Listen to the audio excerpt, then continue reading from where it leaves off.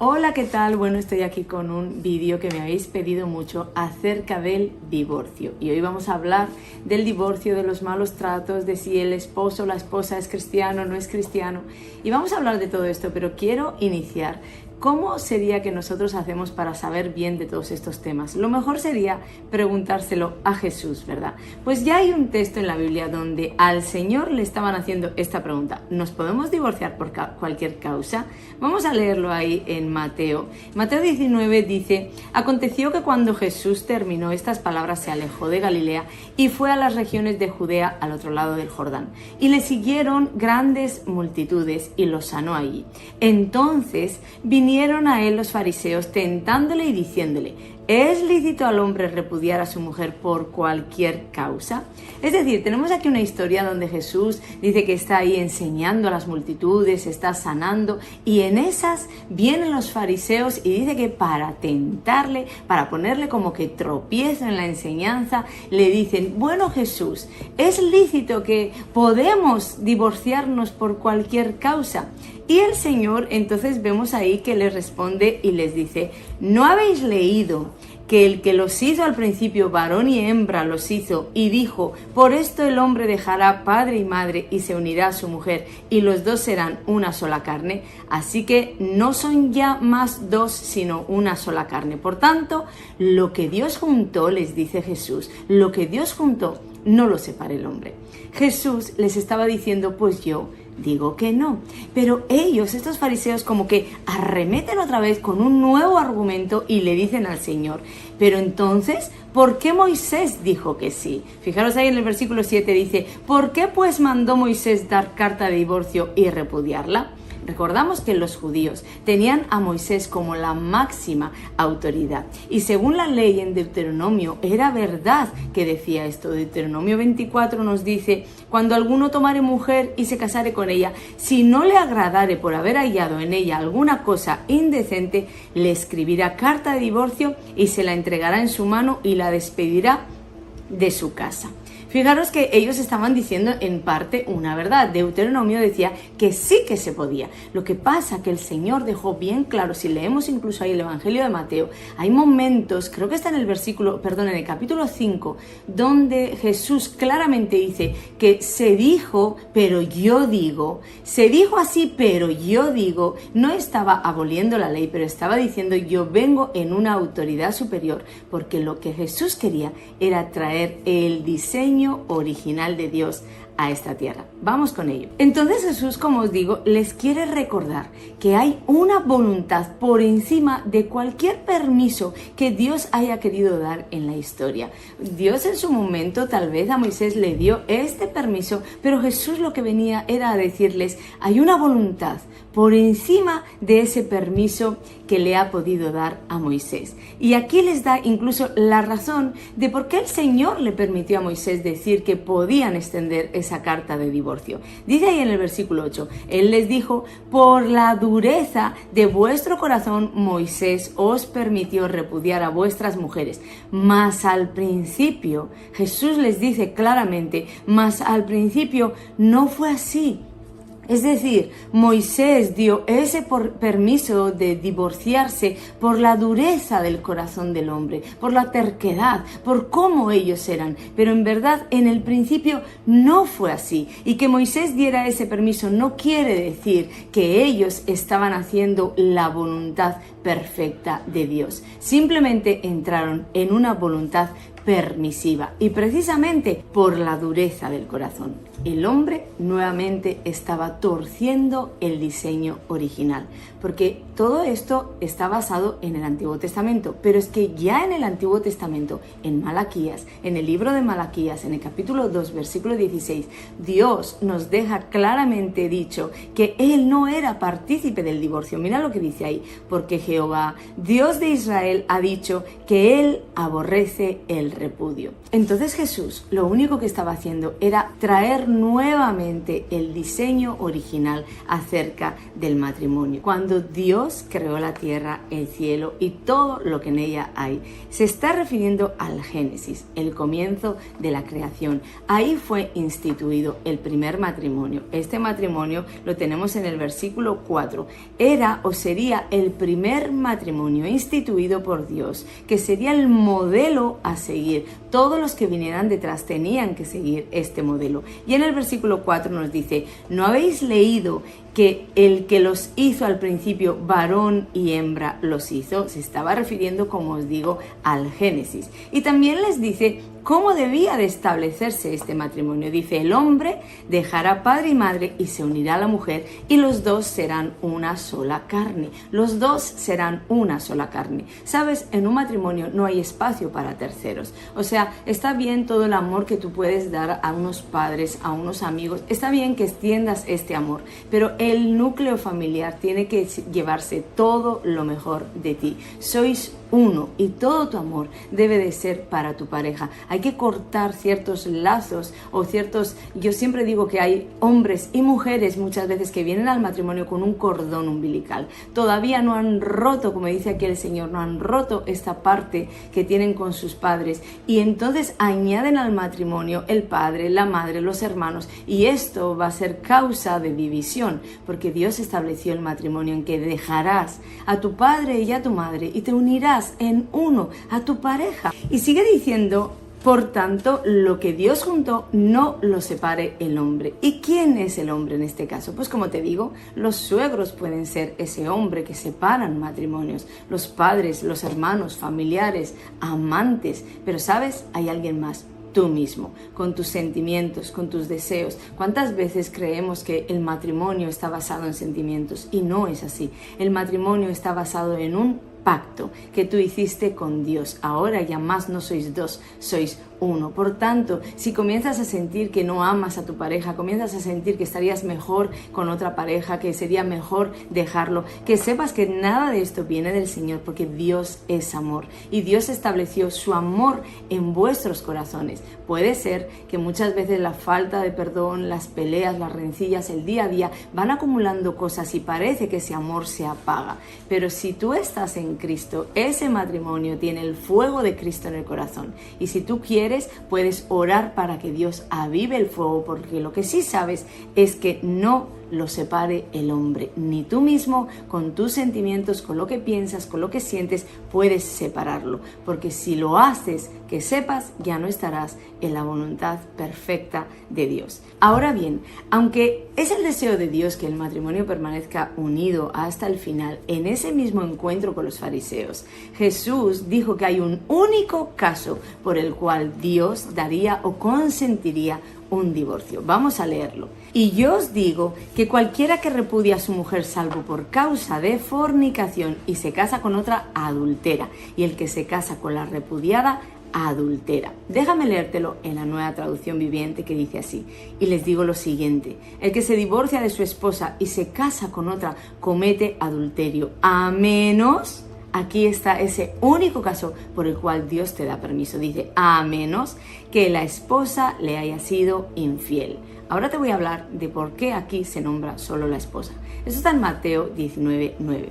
El Señor solo aprueba un divorcio por infidelidad, porque una infidelidad rompe el pacto. Como hemos dicho, cuando tú te unes a una pareja, dejas tu padre y tu madre y te haces uno.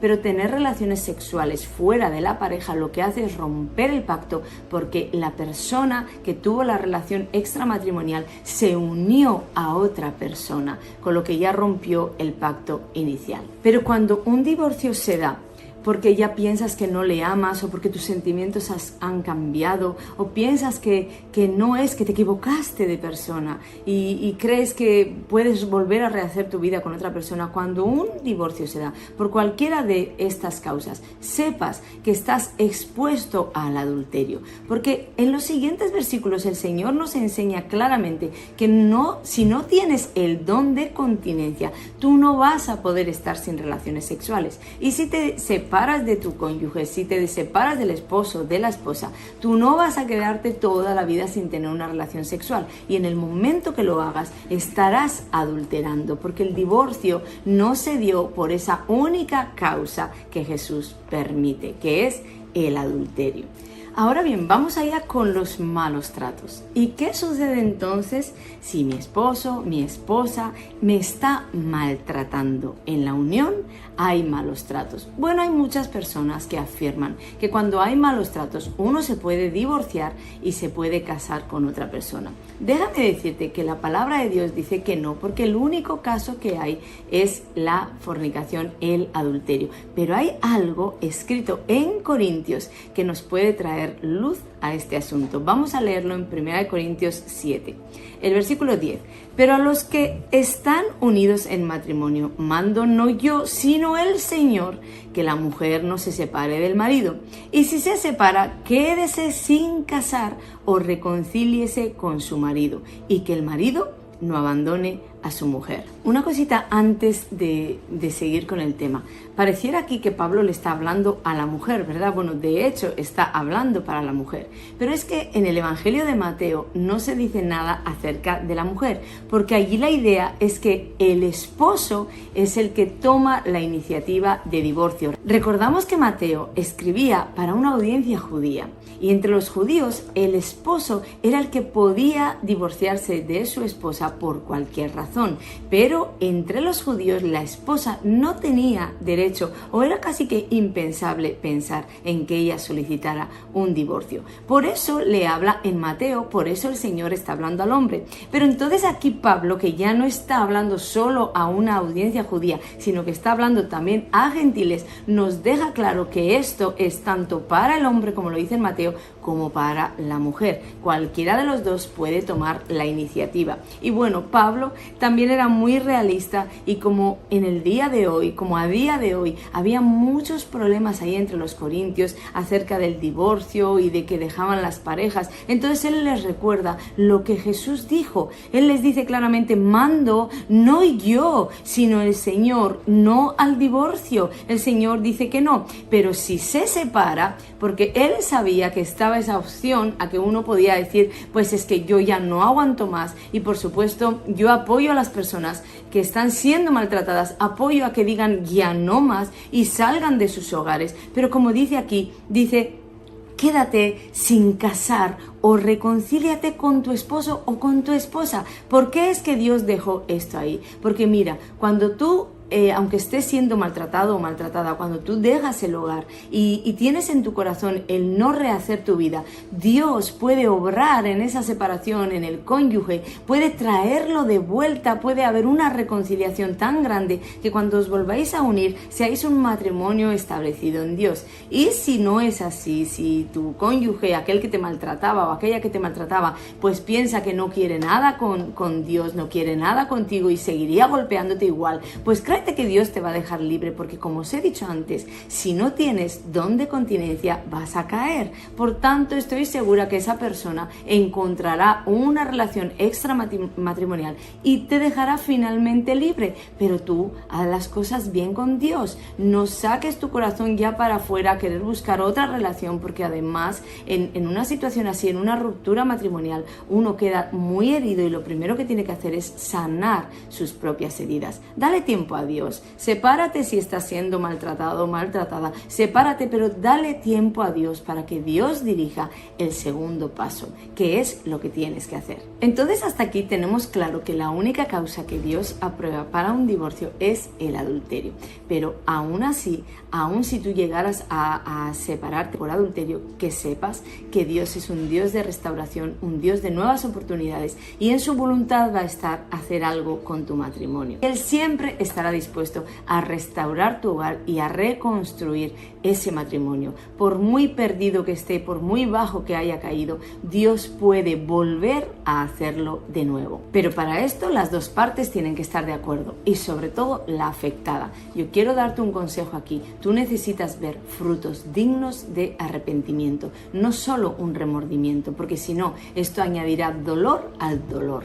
Porque si tu esposo o tu esposa que adulteró no tiene un arrepentimiento arrepentimiento genuino, volverá a hacerlo en un mes, en un año, en 10 años y volverá a destrozar tu corazón. Entonces asegúrate de que hay un arrepentimiento genuino para que podáis volver a construir sobre una base de perdón y de amor. Y queda por último, ¿qué sucede si tú llegas al Señor y tu esposo, tu esposa no son cristianos? Es decir, entregaste tu corazón a Jesús, ahora estás en esta nueva vida, pero tu esposo o tu esposa no son cristianos. Bueno, vamos a leer aquí lo que Pablo también nos dice en Corintios. Y a los demás yo digo, no el Señor, si algún hermano tiene mujer que no sea creyente y ella consiente en vivir con él, no la abandone. Y si una mujer tiene marido que no sea creyente y él consiente en vivir con ella, no lo abandone. Me llama la atención este detalle que dice, digo yo, no el Señor. Y bueno, puede ser que en el ministerio de Jesús, porque Pablo no quería poner en boca de Jesús palabras que él no sabía si Jesús las había dicho. Y puede ser que en el ministerio de Jesús, como se llevó a cabo principalmente entre judíos, como os he dicho antes, las enseñanzas eran para los judíos, pues no se encontraban consejos o normas para los matrimonios mixtos, porque entre los judíos era impensable o muy difícil de encontrar un caso así. Entonces Jesús no habló acerca de estos matrimonios, pero Pablo estaba diciendo, digo yo. Y uno podría decir, bueno, tampoco lo dijo el Señor, puedo no agarrarme a esto. Pero es que Pablo estaba hablando de la autoridad apostólica que Cristo le había dado. Y en esa autoridad es que les asesoró en armonía y basado también en todas las enseñanzas que Jesucristo trajo acerca de un matrimonio. Entonces creo tenemos que tomar el consejo. Si llegaste al Señor y tu esposo, tu esposa consiente en vivir contigo, la Biblia dice, no lo abandones. No sabes si a causa de tu ejemplo, tus oraciones, él va a ser salvo, ella va a ser salva finalmente y tus hijos van a ser santificados. Entonces no lo abandones. Ahora bien, consentir vivir contigo no quiere decir que te hace un maltrato psicológico por ser cristiana, que te prohíbe ir a la iglesia, que no te permite tener libertad. No, eso no es consentir, porque entonces ahí sí tú podrías decir, bueno, yo quiero una vida en Cristo y mi esposo no está consintiendo esta nueva vida que Jesús me dio.